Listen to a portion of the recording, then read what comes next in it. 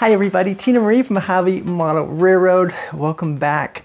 This is a long overdue layout update. Haven't done an update on my railroad in a while, so I'm going to kind of show you some of the projects that I'm currently working on, literally on the railroad as well as off the railroad, and those got some exciting videos that'll be coming out pretty soon as well. So stick around, you're going to like this.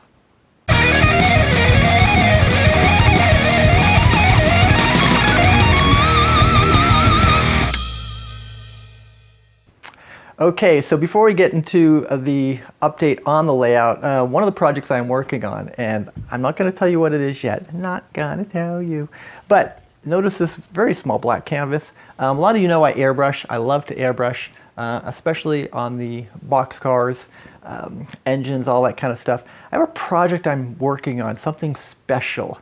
And I'm going to shoot a video for that if it comes out well. If it doesn't come out well, you will never see it. But hopefully it comes out well. I have a couple ideas in mind, so you want to definitely subscribe, stick around, follow my channel, because you might have a chance to win this. So anyways, let's get over to the layout over here, and I'm going to show you some of the projects that I'm working on. So come on. So we are over here at Aurora Valley, and as you know, I've got a video I'm working on these bridges. I've been slowly recording stuff. Kind of wanted a little chipped, weathered look. Still not happy with the color here. Still got a lot of weathering to do on this as well. But I had to set these up for a reason, because as you notice, there is a road here that extends all the way to the back, here. As well as I'll scan through here. This is the parking lot for where the UFO is going to be, the alien restaurant, UFO researcher type area. Used grout. Had never used grout before, and I've seen a lot of videos. Now the problem is I should have gone with a lighter grout. I like it. It's a lot harder. I'm going to probably end up airbrushing this out with like a more of a lighter gray, and then basically do all the weathering and everything on it. But I wanted to get it in to see because I needed to get the height set.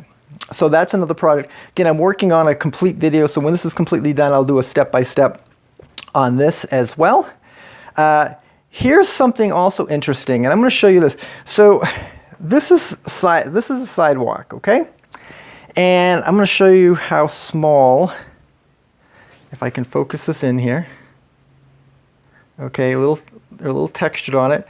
Now, if you notice here, that comes with, a lot of people use plastic. This comes with it. This is the set plastic that comes with most of the kits. And a lot of people use that and kind of score it to make their sidewalk. What I wanted is something a little bit unique. I wanted something that had a little bit older sidewalk feel to it. Where I grew up, some of the sidewalks weren't completely flat. They had a little, they kind of lifted up a little bit, grass between it. So I wanted to try something different. And I got a video I'm going to show how I did these with a simple, just a couple dollars of a product that I picked up at Walmart. And a little plaster. It's pretty cool. So I have a video coming up on these, but they actually pretty much are the size of a sidewalk, which works out great. Did a bunch of them up. Of course, they're going to be airbrushed and colored, but once they get done, they kind of really add a really unique look to the sidewalk, because you can do a lot of different things with them. You can go over an uneven balance and then kind of sand them down a little bit. So this is another video that's coming up soon as well. Looking forward to that. Finally got this 12-foot section of backdrop up and in, and you can kind of see it starts right here. So here's one of the things that stinks when you are printing at different times and don't print everything at once. Even though this is on the computer the same color blue, the print is off a little bit, the color is off. And I have that in a few locations. Not a super big deal because I'm going to come back later with my airbrush and kind of smooth this all out. So it shouldn't be a big deal, but you can see here, this is where it overlaps. So this is where it overlaps. I have about a 1/2 inch to 1 inch overlap, and it extends all the way around. Now this is kind of a round corner, and I'll scan all the way through here real slow so you can see what the backdrop looks like.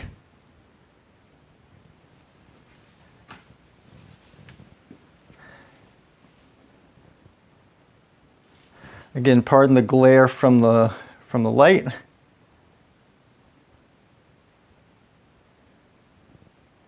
And then again, we hit another corner here, and it goes all the way over and ends here. Now, this whole section is 8 feet long, it has 2 feet end, so this whole section is one module.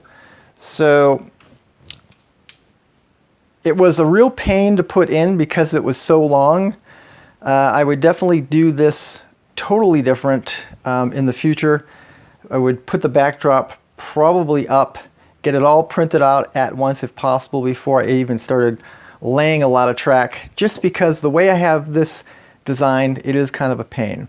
Now, let me show you real quick here. I'm not sure exactly what I'm going to do. So you can see here, this area here, I have room to put a backdrop building. So right here I have room to put a backdrop building.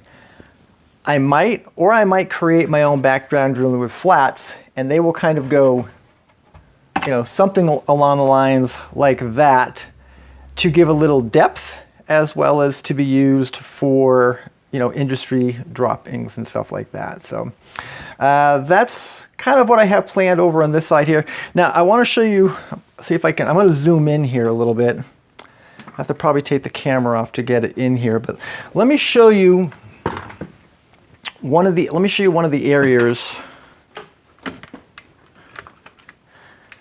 All right, let me show you, I'm going to zoom in, I'm going to show you one of the problems with doing something so long and the way I have it set up. So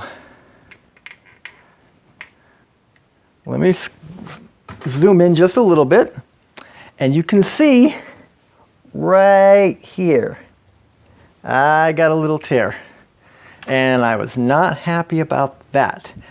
But never fear, there's always ways around it. So because I have all my wiring and lighting up above here, one of the things I wanted to do to kind of hide it a little bit was to put some drop down clouds. So I think I'm going to definitely over in that, just in that corner area there, kind of put, this whole little area, just some drop down clouds that'll butt up against where that rip is.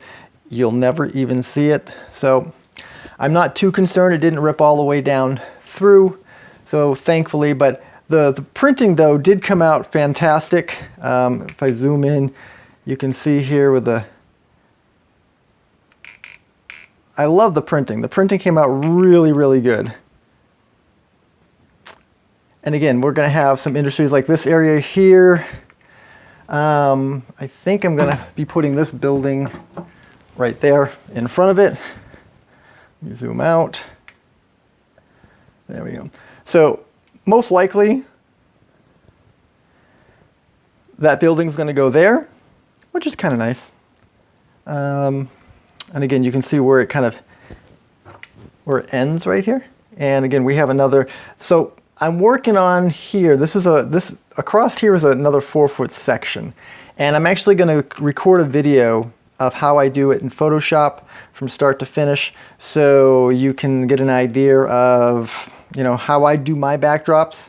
Everybody can do things differently. I wish I had the talent to paint like some of you people, but I don't have that talent.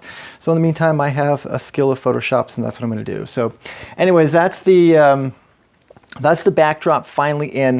If I had to do anything over again, I would make sure that I did actually all the backdrops for my layout all at once, so when they print, the color doesn't mismatch. And that can happen, unfortunately, when you are printing out or waiting months like I had to wait months before printing out another section. Even though in Photoshop, this back and this back are exactly the same, the printing was a little off.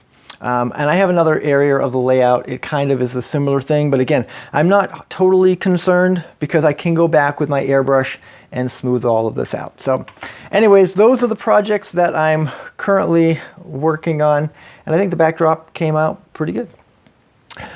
Well, there you go, Mojave Model Railroad, another update. A lot of projects going on, a lot of stuff that hopefully is going to get accomplished in the next couple of months. Looking forward to sharing a lot of those videos with everybody as well. I enjoy watching everybody else's updates, which is kind of cool too, so it kind of inspires me to get to work on my layout.